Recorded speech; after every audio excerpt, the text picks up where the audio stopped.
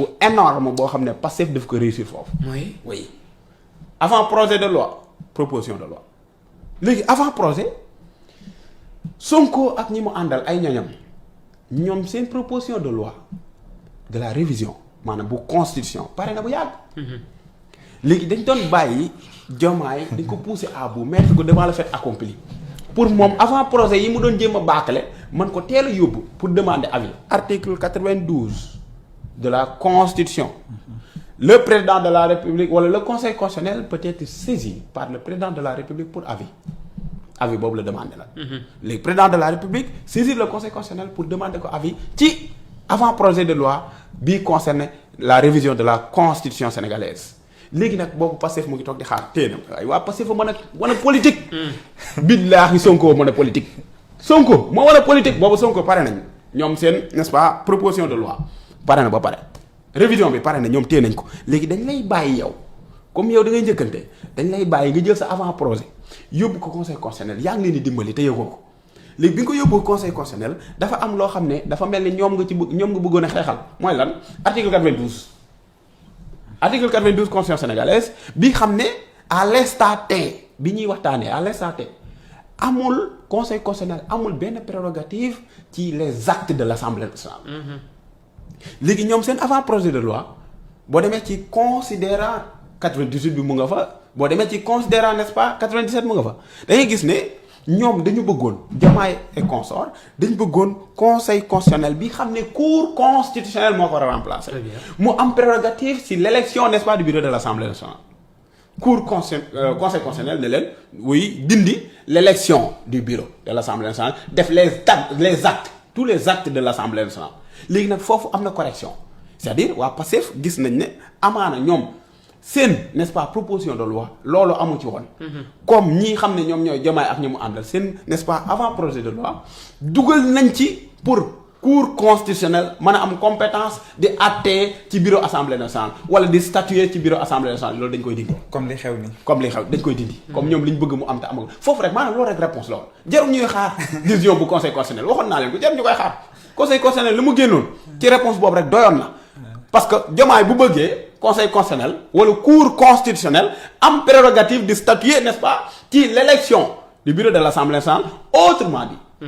en d'autres termes à l'instant T amu ko est-ce que yaa ngi fil li may wax. maa ngi fil bu baax. maanaam damaa bëgg nga jëndal ma oto mooy autrement dit soxla naa oto aw ma oto. damaa bëgg nga jëndal ma oto mooy damaa bëgg cour constitutionnelle am compétence bii autrement dit que ne amagul compétence kon loolu rek réponse bi jàll na bu yàgg pour ñoom li ñuy xaar nii naan conseil constitutionnel dina génn verdict nangam léegi foofu Pastef xoolaat na ci n'est-ce pas li xam ne moom mooy proposition de loi. dem na vérifier xool article 92 bi ñoom bu xam naa ne man duñ ko laal ni mu mel noonu ba leen ko noonu lañ koy bàyyi xam naa sax. noonu lañ ko bàyyi parce que ñii ñoo ko bëgg modifier. pour dugal ci loo xam ne calcul politique la attention gis nga loolu bu jàllee bu fekkee lii xam ne son excellence Bassirou Diomaye Diakhar Faye dugal na ko mu nekk avant projet de loi ba ñu xool ko ba càmbar ko ba censurer yenn dispositions ba leeral surtout n'est-ce pas les dispositions intangibles l'intangibilité de certaines dispositions c'est-à-dire la forme de la République le Sénégal est une république laïque article 1er de la Constitution sénégalaise. forme bi ñuy voté boo demee ci article 3 la souveraineté n'est-ce pas appartient au peuple. yooyu kenn mën ko changer. mandat bi ni muy demee nul article 27 de la constitution sénégalaise nul ne peut exercer plus de 2 mandats consécutifs kenn mënu ko dindi loolu mënul daj. yooyu dafa am yoo xam ne moom la ñuy woowee ay dispositions intangibles kenn mënu ko laalaat yooyu leer na nañ léegi nag dafa am loo xam ne ñëwee dañ ko soppi pour contrecarrer ñii. xam na moo tax. mooy tey jii bu fekkee avant projet boobu. def nañ ko projet à travers conseil des ministres mu jóge fa ñu dugal ko assemblée nationale wala mu jaar par voie référendaire maanaam article 51 ma la waxoon mu jaar référendum ñoom buñ gagné c'est-à-dire loolu ñu adopté ko maanaam mu nekk loo xam ne dafay nekk en vigueur dans ce cas bu 2 ans yi matee moom président de la république su ko neexee ci article à travers l'article 87 mu dissoudre assemblée nationale su dissoudre assemblée nationale day am obligation durée maximum 90 jours organiser élection su organiser élection moom am na yaqin ne amul poids électoral. Ousmane Sonko ak ay ñoñam ñooy gagné élection yi léegi Ousmane Sonko ak ay ñoñam buñ gagné élection yi léegi bureau ba. bu fekkee dafa am des actes yoo xam ne jàpp nañ ne en réalité arrangé wu ko par rapport ak élection bi moo xam ñu naan wéy diw dafa n'est-ce pas suspendre son mandat wala suspendre ko comme li xew actuellement léegi ñu bëgg en réalité cour constitutionnelle man ci àddu. boobaa ku ci mel ni Ousmane Sonko ñu mën ko éliminer foofu bu ñu ko bëggee éliminer parce que dañuy permettre à ce que cour bi man ci prononcé wu te ba fi ñu toog ni cour bi man ci prononcé wu léegi ñoom loolu lañ bëgg. léegi nag ñii dañ leen koy xañ moo tax ñu def calcul politique jeu politique bu metti bu doy waar la Pastef def foofu te daf ko réussir xaar na ba bàyyi li xam ne conseil concerné nee na lii mën naa ne lii mënta ne léegi ñoom dañuy jël loo xam ne man woon ne te buñ ko ci defoon dañ koy dindi lii mën a ne ñu bàyyi ko looy attaqué loolu après da nga ko mën a attaqué boo ko attaqué da nga naan oui comme article 74 de la constitution sénégalaise mu ne la le conseil constitutionnel peut être saisi d'un recours visant à faire déclarer une loi inconstitutionnelle. Comme article 92 ni ko waxee ne le conseil constitutionnel connaît de la constitutionnalité des lois et des engagements internationaux léegi tey jii bu fekkee da ngay saisir le conseil constitutionnel ñu ne par qui par le président de la république bu ko saisiree pour demander ko de la constitutionnalité de la loi. maanaam président de la république daan ko wuy conseil constitutionnel ñu ngi leen di ñaan ngeen xoolal ndax loi bi conforme na ak constitution sénégalaise conseil constitutionnel fekk moom ci verdict bi mu ci nu mu tëddi décision bi mu génne woon bañ ko saytoo moom la mu waxoon lañ appliqué est-ce que conseil boobu day taxaw naan nii lii dafa répondre n'est-ce pas aux exigences wala aux normes de la constitution wala lii dafa inconstitutionnel du ko def boobaa day jàll par force. Très bien boo ko deful tamit.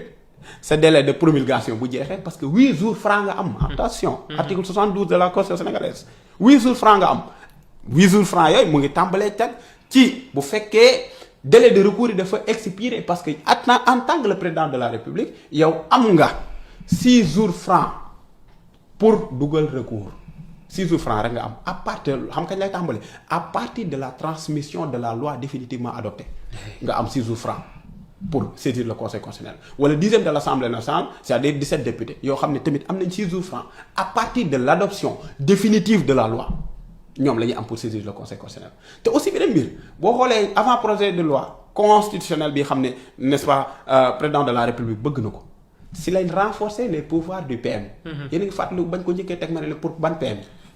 biñ fi njëkkee teg avant projet yi ñu ne dañuy renforcer les pouvoirs du PM man leen du premier ministre Ousmane Sonko.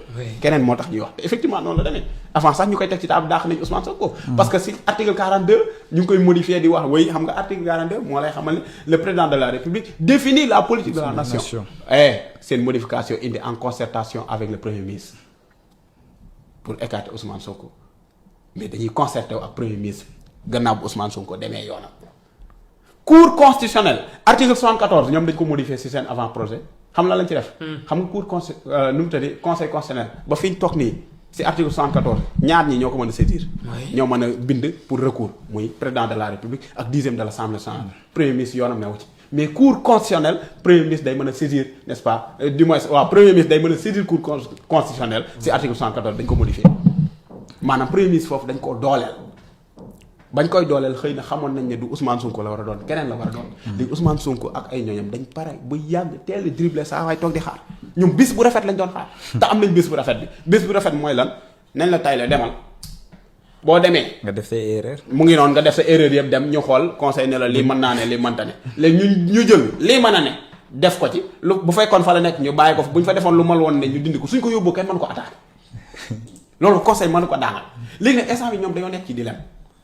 Jomaay ak ñi mu àndal parce que seen problème jamono ji mooy lan bind saisir nañ ma parce que si toutefois comme ni ko article 69 règlement intérieur bi waxee saisir nañ la kenn moo lay saisir communiqué bi jógee n'est-ce pas fii xam ne moom mooy bureau de l'Assemblée nationale léegi yow 10 jours nga am pour joxe sa avis say conseil toog ku ne defal lii waxal lii bul def lii da nga ciy ñaaw boo joxewul avis tamit terewul procédure day continuer parce que ñi xam droit ñoo lañ ko tuwaay. mais président ku koy conseil li ko daloon ci L29 L30 gi ni mel. oui moo koy dalaat fii. moo koy dalaat rëbbkatu jaan jaana koy mujjee.